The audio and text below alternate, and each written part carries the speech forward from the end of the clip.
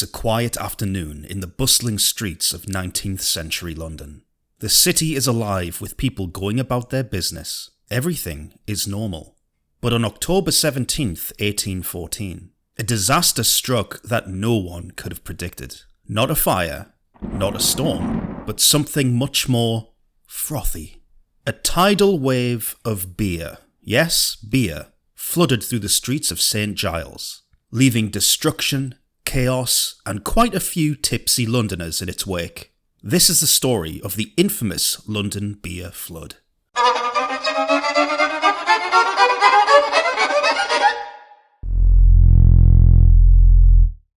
Before we continue, please consider liking the video and subscribing to our channel. We're new here on YouTube, but we'll be bringing you more stories like this one very soon. Thank you. Our story takes place in the heart of St Giles Rookery, a part of London that could only be described as, well, let's just say it was lively. A maze of narrow streets, crumbling tenements, and an atmosphere thick with smoke, and maybe a little more. Home to the poorest of the poor, it was a rough neighbourhood, where the only thing more common than poverty was vice. It was here, among the crowded slums and swarming alleyways, that the unimaginable was about to happen. At the corner of Great Russell Street and Tottenham Court Road stood the Horse Shoe Brewery, one of the biggest beer makers in town. Known for its famous dark porter, this brewery churned out over 100,000 barrels of the stuff every single year. And at the heart of it all, a giant wooden fermentation vat, 22 feet high and held together by iron rings that weighed more than a fully grown horse. This vat was a ticking time bomb, but at the time, it was just business as usual. After all, what could possibly go wrong when you're brewing that much beer? It all started with a small snap. One of the massive iron hoops holding the giant vat of beer in place gave way. No big deal though, right? This kind of thing happened every now and then, and the brewery workers didn't seem too worried. But this time, it was different. Just an hour later, with a thunderous roar, the entire vat exploded, unleashing over 320,000 gallons of beer in one spectacular, foamy flood. The force was so strong, it knocked down the brewery's back wall and set off a chain reaction, with other vats adding their own wave of ale to the mix. Within minutes, the streets of St Giles were awash in a tidal wave of beer, crashing into homes, sweeping through alleyways, and leaving the locals scrambling for higher ground, or a really big cup.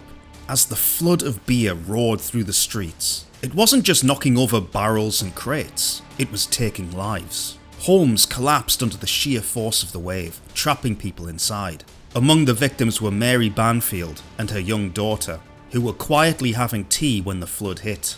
Just down the street, an Irish wake for a young boy turned even more tragic, as the mourners were swept away. In all, 8 people lost their lives in what was meant to be an ordinary day.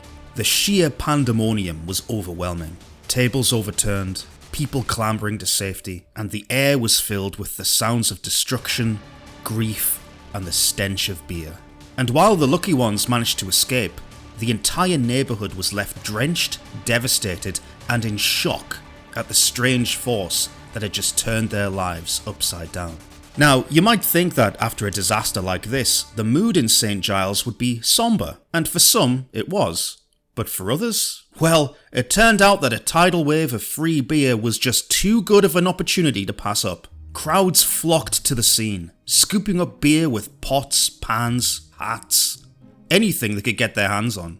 Some even drank it straight from the streets, which, let's be honest, probably wasn't the best idea. Rumours swirled about a 9th victim who met their end from, you guessed it, alcohol poisoning. But the madness didn't stop there. Ever the opportunists, some families charged onlookers to come and see the bodies of the flood's victims, because apparently the tragedy just wasn't dramatic enough. In one case, so many people crammed into a house to catch a glimpse of the poor souls that the floor gave way, plunging them into a beer-filled basement. After the beer had all drained away and the streets were left soggy and sour smelling, you might wonder who was going to be held responsible for this bubbly disaster. Surely someone had to pay for all of the destruction, right? Well, not exactly.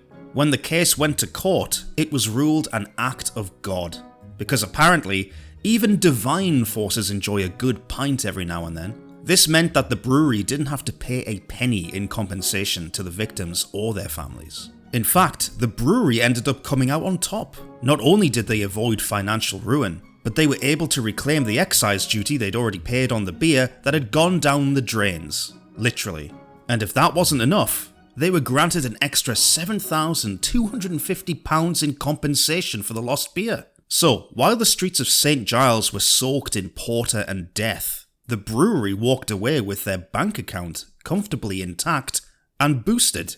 In the wake of the disaster, one thing was clear. Giant wooden vats filled with thousands of gallons of beer were probably not the best idea. So, slowly but surely, breweries across the country began phasing them out. It was one of the few good things to come out of this rather strange catastrophe. Better beer storage meant no more accidental tsunamis in the future. And as for the Horse Shoe Brewery, the stench of beer lingered in the streets of St Giles for months. A not so subtle reminder of the chaos that had unfolded that day. But, surprisingly, the brewery carried on for years, only shutting its doors in 1921. Today, if you stroll past that spot, you'll find the Dominion Theatre standing where the brewery once loomed. It's hard to imagine that over 200 years ago, a tidal wave of porter turned these streets into a river of beer. Today, the London beer flood of 1814 is largely forgotten, a strange footnote in the city's long history. But for those who know the story, it's a reminder that even the most unexpected events can leave a lasting mark. In fact, there's a local pub called the Holborn Whippet that brews a special anniversary ale each year to commemorate the event. Because what better way to honour a deadly beer flood than with a pint in your hand? So, the next time you find yourself enjoying a cold one, raise a glass to the people of St Giles, the brave survivors of London's one and only beer tsunami. Thank you all for watching. If you like stories like this, please subscribe to our channel, like and share the video. We'll see you soon.